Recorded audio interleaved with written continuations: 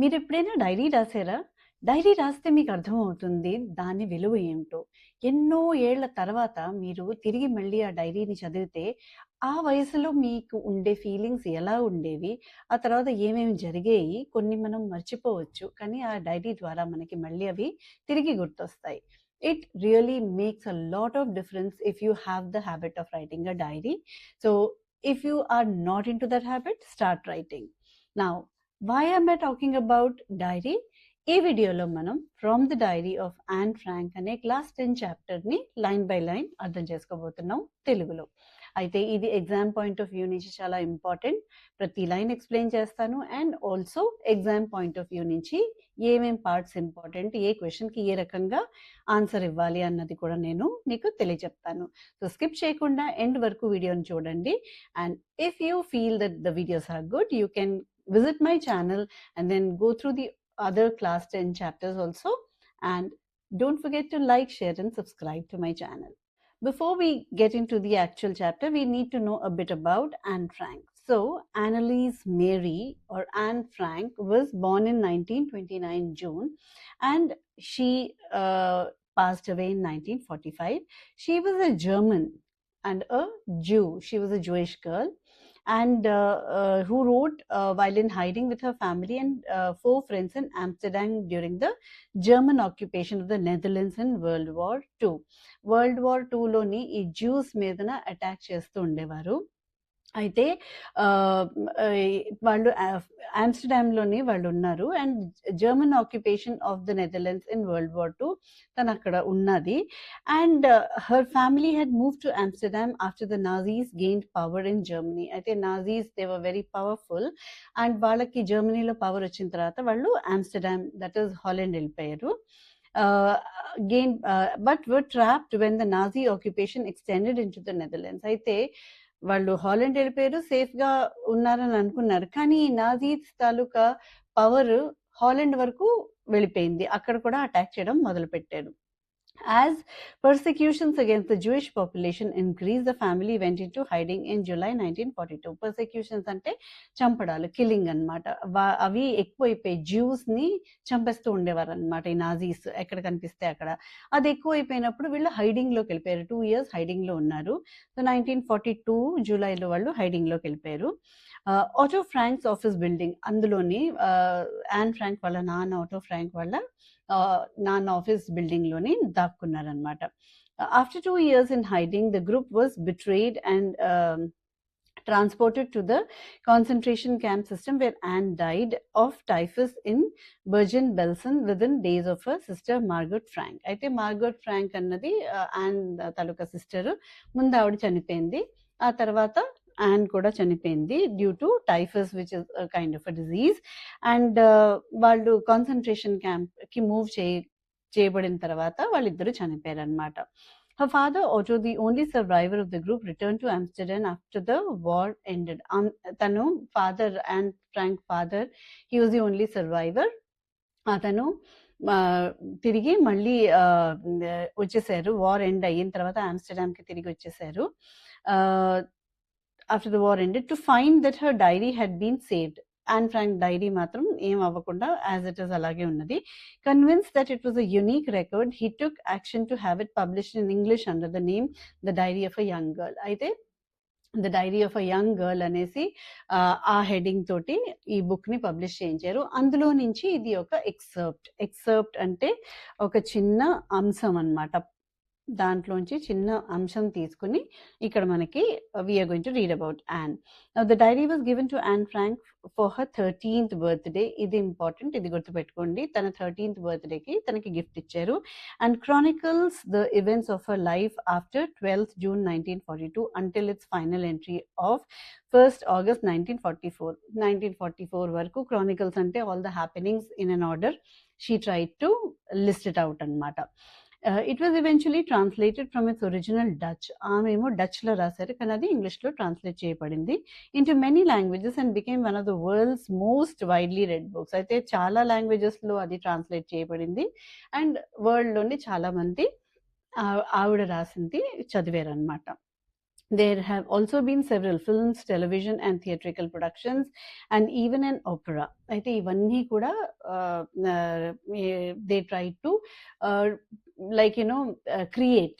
So what all did they create? Film తయారు చేశారు, television and theatrical productions అంటే series లాగా, సీరియల్స్ లాగా, అండ్ ఈవెన్ అండ్ ఓపెరాలో కూడా ఊ అనుకుంటూ పాడి తన స్టోరీ అంతా చెప్తారు కదా, అది కూడా జరిగింది based on the diary. Now described as the work of a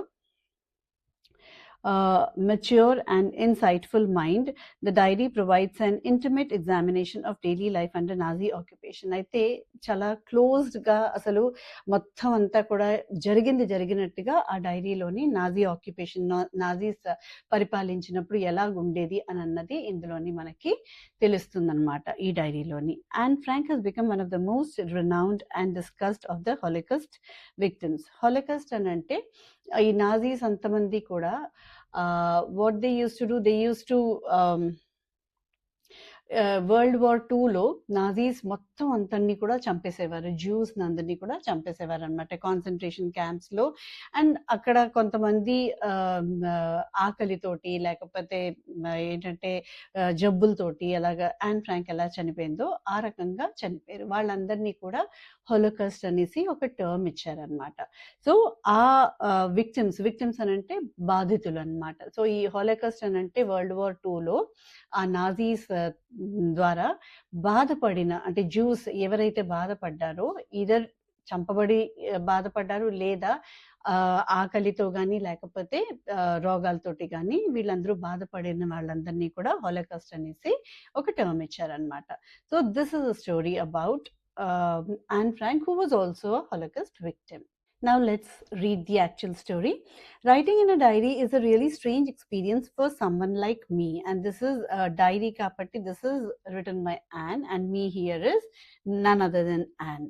so చాలా స్ట్రేంజ్గా తనకి అనిపించింది, స్ట్రేంజ్ ఎక్స్పీరియన్స్, ఎందుకంటే అప్పటి వరకు తను కూడా రాయలేదు కదా. Not only because I have never written anything before, but also because it seems to me that later on neither I nor anyone else will be interested in the musings of a 13-year-old school girl. అయితే తన 13-year-old అప్పుడు dairy రాయటం మొదలుపెట్టింది. తనకి ఎందుకు స్ట్రేంజ్గా అనిపించింది? ఇది important short answer క్వశ్చన్స్లో రావచ్చు. Why was it strange for Anne Frank to write in a diary? Why does she say so? అయితే తనకేమనిపిస్తుంది, ఇప్పుడు ఏంటిది, ఇప్పుడు ఏదో రాస్తుంది 13 ఏళ్ల పిల్ల, ఏదో తన మ్యూజిక్స్ అని అంటే మైండ్లో వచ్చే ర్యాండమ్ థాట్స్ అనమాట. ఏమేమి ఆలోచనలు వస్తున్నాయో అవి జస్ట్ యాజ్ ఇట్ ఈస్ రాసేస్తుంది అనమాట. మనం ఎలా మాట్లాడుకుంటున్నాం ఇప్పుడు అలాగే తను రాస్తుంది. They are called the musings. అయితే 13 ఏళ్ల పిల్ల తాలూకా మైండ్లో ఉండే థాట్స్ ఎవరు చదువుతారు? తను కూడా తర్వాత ఎప్పుడైనా చదివితే ఎంత ఫూలిష్గా ఉంటుంది అని అన్నది ఆ అభిప్రాయం వలన తను ఎప్పుడు కూడా రాసేది కాదనమాట. Oh well, it doesn't matter, I feel like writing. పోతే పోయిందిలే, నాకు రాయాలని అనిపిస్తోంది, నేను రాస్తున్నాను అనేసి తను మొదలు పెడుతుంది. And I have an even greater need to get all kinds of things of my chest. అయితే ఇది తనకి ఎందుకు ముందు స్ట్రేంజ్గా అనిపించింది, కానీ 2 reasons why she started writing the diary. ఇది కూడా ఇంపార్టెంట్ షార్ట్ ఆన్సర్ క్వశ్చన్లో రావచ్చు. Why did she finally, though she found it strange, but why did she still write the diary అని అంటే, one thing because she wanted to write it, పర్వాలేదు, it doesn't matter, I still want to write. And the other thing is because కడుపులో ఉన్నది మొత్తం అంతా కూడా of the chest అని అంటే లోపల ఉన్నదంతా కూడా బయటికి తను తీసేయాలన్నమాట. ఎవరు ఫ్రెండ్ గిండి ఎవరికి చెప్పుకునే కన్నా diary was the better option అనేసి she just wanted to get it out of her chest అనమాట. That is get it out of her thought process. Paper has more patience than people. అయితే మనుషులకి మనం చెప్పామనుకో, అస్తమాట అదే చెప్పినా, అదే సందర్భం మనం చెప్తున్నా, ఇంకెన్నిసార్లు చెప్తామని అంటారు. కానీ పేపర్ అలా అందు, ఎన్నిసార్లు అదే రాసినా కూడా పేపర్ ఏమీ అనదు. అందుకు paper has more patience than people అనేసి, దిస్ ఇస్ వెరీ ఇంపార్టెంట్. ఇది ఎప్పుడైనా సరే క్వశ్చన్స్లో వస్తుంది, ఎక్స్ప్లెయిన్ అనేసి. సో ఇక్కడ ఇదే, she felt that people will soon become tired of what you have to share randomly. You cannot share that, you have to think before speaking, whereas paper you can write anything because the paper will never have any objection. So as it is, whatever I have said, you can just note it down and write it in the answer. Now I thought of this saying on one of those days when I was feeling a little depressed and was sitting at home with my chin in my hands, bored and listless. అనేసి. Listless అనంటే really having nothing to do, చాలా బోరింగ్‌గా అనిపిస్తున్నప్పుడు, she was very లేజీగా అనిపిస్తున్నప్పుడు, ఆ రోజు ఇలా కూర్చొని she was actually thinking అనమాట. ఏం చెయ్యాలి? Wondering whether to stay in or go out. అయితే ఇంట్లో ఉండాలా? బయటికెళ్ళాలా? ఏమీ తనకు అర్థం అవ్వట్లేదు. చాలా డిప్రెషన్ అనిపిస్తుందనమాట. She was feeling depressed that day. I finally stayed where I was brooding. అయితే తను ఎక్కడ కూర్చుందో అక్కడ బా బా బా అనుకుంటూ అలాగా చిరాకు పడుతూ కూర్చుందనమాట. Yes, paper does have more patience, and since I'm not planning to let anyone else read this stiff backed notebook grandly refer to as a diary, unless I should ever find a real friend, it probably won't make a bit of difference. తను ఇది తన actual reason అనమాట. అయితే తను ఏమనుకుంటుంది, yes పేపర్‌కి patience ఎక్కువున్నది. అయితే నేను ఏమైనా కూడా అందులో రాయొచ్చు. ఎందుకు అంటే నేను ఇది ఎవరికీ కూడా ఈ స్టిఫ్ బ్యాగ్డ్ నోట్‌బుక్ అనంటే డైరీ స్టిఫ్ బౌండ్ ఉంటుంది కదా! ఈ notebook grandly refer to as diary, దాన్ని మనం అందరూ డైరీ అని అడ్రెస్ చేస్తాము. నేను ఎప్పుడైనా ఒక రియల్ ఫ్రెండ్ కనిపించి నేను చూపించాలి అని అనుకుంటే తను చదవచ్చు అని అనుకుంటేనే కానీ ఎవరు కూడా ఇది చదవరు కాబట్టి నాకొచ్చిన ర్యాండమ్ ఫీలింగ్స్ నేను అందులో రాయొచ్చు అనేసి తను డిసైడ్ చేసి డైరీ రాయడం మొదలు పెడుతుంది. So how did she get in to writing the diary? How did she start writing? So this is also a question. ఇది దీనికి you can answer like this. Now, since no one would understand a word of my stories to Kitty if I were to plunge right in, I'd rather provide a brief sketch of my life, much as I dislike doing so. అయితే తన గురించి, జీవితం గురించి తనకి ఎక్కువగా చెప్పడం ఇష్టం లేదు. కానీ డైరెక్ట్‌గా తన స్టోరీస్ అందులో కిటీలోని ఎవరైనా చదివితే అర్థం కావు కదా! ఎవరికీ కూడా అర్థం కావు కాబట్టి I'd better provide a brief sketch of my life. అయితే నా జీవితం గురించి నేను కొంచెం బ్రీఫ్‌గా చెప్పదలుచుకున్నాను. డైరెక్ట్‌గా రాయడం మొదలెట్టేస్తే ఎవరికీ ఏమీ తర్వాత ఎప్పుడైనా ఎవరైనా చదివినా కూడా అర్థం కాదు కాబట్టి అనేసి తన గురించి తను కొంచెం మనకి చెప్పడం స్టార్ట్ చేస్తుంది. My father the most adorable father I have ever seen. చాలా మంచి ఆయన. ఏ ఫాదర్ అయినా చాలా మంచిగానే ఉంటారు. ఏ పిల్లకి తన ఫాదర్ బెస్ట్ ఫాదర్ అని అనిపిస్తారు. Didn't marry my mother until he was 36. అయితే 36 ఏళ్లకి ఆయన పెళ్లి చేసుకున్నారు.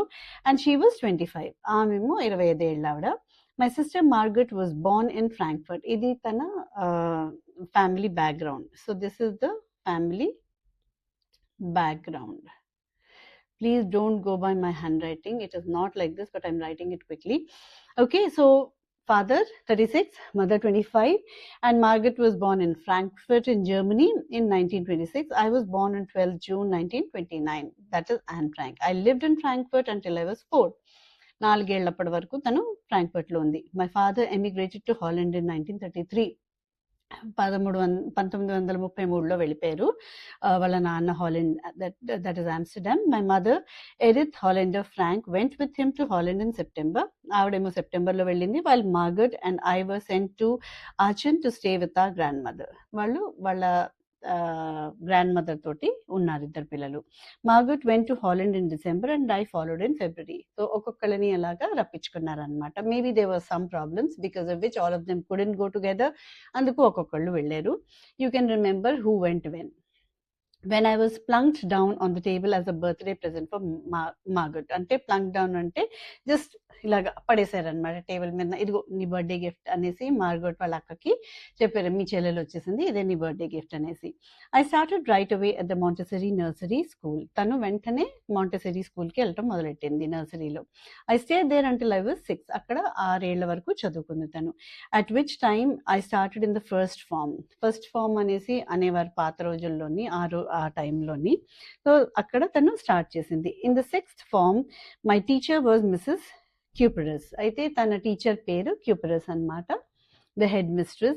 At the end of the year, we were both in tears as we said a heartbreaking farewell. ఇద్దరు కూడా అనేసి అంటే ఏడవడం మొదలెట్టారు ఈవిడ వెళ్ళిపోతున్నప్పుడు అన్నమాట. ఇద్దరికి చాలా అటాచ్మెంట్ ఎక్కువ అయిపోయింది. In the summer of 1941, grandma fell ill and had to have an operation. I think వాళ్ళ grandmother కి operation అయింది summer of 1941 and had so my birthday passed with little celebration. అప్పుడు తన బర్త్డే సెలబ్రేట్ చేయలేదు. Obviously ఇంట్లో ఎవరికైనా ఒంట్లో బాగోలేకపోతే celebrations అన్నవి జరగవు కదా. Grandma died in January 1942. ఆవిడ ఫైనలీ 1942లో చనిపోయారు. No one knows how often I think of her and still love her. అయితే ఎవరికీ తెలీదు ఎంత ప్రేమిస్తుందో తిను, ఎంతలాగా తన గురించి ఆలోచిస్తుందో ఎవరికీ ఆ విషయం తెలీదు. This birthday celebration in 1942 was intended to make up for the other, and grandma's candle was lit along with the rest. అయితే క్రిందటి బర్త్డే సెలబ్రేట్ చేయలేదు కాబట్టి ఈ బర్త్డే దాన్ని కాంపెన్సేట్ చేయడానికి వాళ్ళు ఇంకా కొంచెం బాగా సెలబ్రేట్ చేశారు. And grand mass candle also was lit అనమాట, ఆవిడ్ని గుర్తు చేసుకుంటూ. The 4 of us are still doing well, and that brings me to the present date of 20th June 1942. So when did she write about the family background? This is 20th June 1942కి ఆవిడ తన family background గురించి రాసింది. And the solemn dedication of my diary. అయితే తను ఇదంతా కూడా డైరీలోని రాయటం స్టార్ట్ చేసింది అనేసి మనకి ఇక్కడ ప్రూఫ్ వచ్చింది. సో ఇక్కడ మనం చూసాం కదా, 20th June 1942ని డైరీ రాయటం స్టార్ట్ చేసింది. This is what she has written. Dearest Kitty, our entire class. So this is about that particular day she has started writing. Our entire class is quaking in its boots. Quaking in its boots అంటే shaking with fear అనమాట. భయపడిపోతున్నారు, గజగజ ఉణికిపోతున్నారు entire class. The reason of course is the forthcoming meeting in which the teachers decide who will move up to the next form and who will be kept back. అంటే results అనమాట.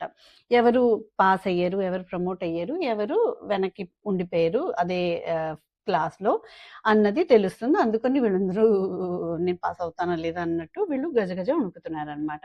Half the class is making bets. G N and I laugh ourselves silly at the 2 boys behind us. అయితే వీళ్ళు betting చేసుకుంటున్నారు, వాడు ఖచ్చితంగా వాడు fail అవుతాడు అన్నట్టు ఇలాగ బెట్టింగ్ జరుగుతుంటాయి కదా. So GN and I laugh someone whom she addresses as GN. CN and Jacques who have staked their entire holiday savings on their bet. అయితే ఇంకొక ఇద్దరు వాళ్ళు మొత్తం హాలిడేలో ఖర్చు పెడదాం అనుకున్న డబ్బులన్నీ కూడా దీని మీదనే పెట్టేసుకున్నారనమాట. From morning to night it's you're going to pass. పొద్దున్న నుంచి రాత్రి వరకు ఇదే సోది ఏంటంటే నువ్వు పాస్ అవుతావు, నువ్వు పాస్ అవుతావు, నువ్వు ఫెయిల్ అవుతావు.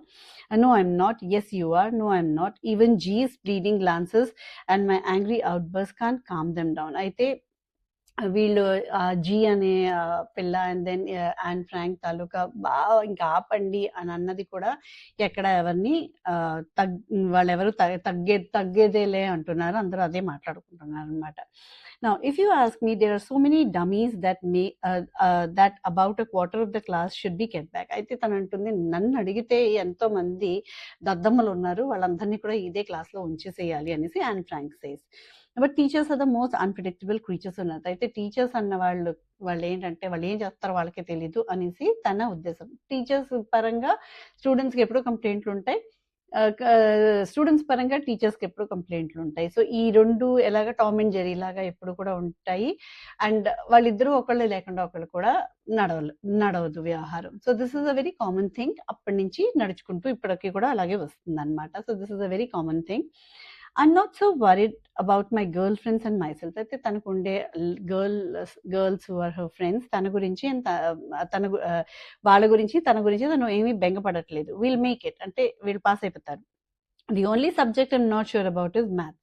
తనకి నాలాగే ప్రాబ్లం ఏమో, తను మ్యాథ్స్ గురించి కంగారు అనమాట. Anyway all we can do is wait until then we keep telling each other not to lose heart. అప్పటి వరకు ఒకళ్ళు అందరూ వెయిట్ చేయాల్సిందే. అయితే పర్వాలేదులే అయిపోతుంది అని ఒకళ్ళకొకళ్ళు కొంచెం ఏంటంటే ధైర్యాన్ని ఇస్తున్నారనమాట. I get along pretty well with all my teachers. There are 9 of them, 7 men and 2 women. 7 మగాళ్ళు, 2 ఆడవాళ్ళు వాళ్ళ టీచర్స్. అందరితోటి తనకి మంచి ర్యాపో ఉంది. Mr. Keesing, the old foggy who teaches maths, was annoyed with me for ages because I talked so much. అయితే ఈ mister కీసింగ్ అని ఆయన చాలా ఓల్డ్ ఫ్యాషన్ మనిషి అనమాట. ఫాగీ అని అంటే చాలా ఓల్డ్ ఫ్యాషన్ మనిషి, మ్యాథ్స్ చెప్పేవారు. He was annoyed for me for ages. ఎందుకనంటే చాలా రోజుల నుంచి చాలా ఆయనకి విసుగ్గా ఉంది దీన్ని చూస్తే యాన్ని. ఎందుకనంటే తను చాలా ఎక్కువ మాట్లాడేది. ఆఫ్టర్ సెవరల్ వార్నింగ్స్ కూడా ఇచ్చాడు. He assign me extra homework కూడా ఇవ్వటం మొదలెట్టాడు. And essay on the subject a chatter box. So she had to write an essay on the subject a chatter box. A chatterbox, what can you write about that? I'd worry about that later. సరే తర్వాత ఆలోచిద్దాం, ఏం రాస్తాం కానీ తర్వాత ఆలోచిద్దాంలే అనేసి వదిలిపెట్టేస్తుంది. I jotted down the title in my notebook, tucked it in my bag and tried to keep quiet. అయితే నోట్బుక్లో రాసుకుని లోపల సర్దేసుకుని తర్వాత ఆలోచిద్దాంలే అనేసి తను అక్కడికి అది వదిలిపెట్టింది. That evening, after I'd finished the rest of my homework, the note about the essay caught my eye. Homework అది ఇది అంతా అయిపోయిన తర్వాత సాయంకాలం అమ్మో ఇది కూడా ఉన్నది కదా అనేసి అప్పుడు తనకి మైండ్ వెలుగుతుంది. I began thinking about the subject while chewing the tip of my fountain pen. అయితే ఇలాగా చాలా మందికి అలవాటు ఉంటుంది కదా, పెన్నులు నోట్లో పెట్టుకుని ఆలోచిస్తారు. Anyone would ramble on and leave big spaces between the words. Ramble on అంటే ఏదో ఒకటి సోది లాగా రాసేస్తారు అంతే, దానికి ఏమీ తలతోక ఉండకుండా. ర్యాంబ్లింగ్ అని అంటే మీనింగ్లెస్ అనమాట. అలాగా ఏదో ఒకటి రాసేస్తారనమాట. ఇంత పెద్ద పెద్ద జాగా వదిలేసి రాసేస్తే పేజ్ నిండిపోతుంది అన్న తెలివితేటలు ఉంటాయి కదా అందరికీను. But the trick was to come up with convincing arguments to prove the necessity of talking. అయితే ఎందుకు తను ఇంత మాట్లాడుతుందో అని అన్న దానికి కరెక్ట్గా ఆర్గ్యుమెంట్ రాసి ఆయన్ని కన్విన్స్ చేయాలి కదా, ఈవిడ ఎందుకు మాట్లాడుతుందో ఆయనకి అర్థం అవ్వాలి కదా. అలా అయితే తను యాక్చువల్గా తను రాయాలి, ఏదో ఒకటి ఆయన కన్విన్స్ అయ్యేటట్టుగా రాయాలి. I thought and suddenly I had an idea. ఎంతో ఆలోచించింది, ఈలోగా ఐడియా వచ్చింది.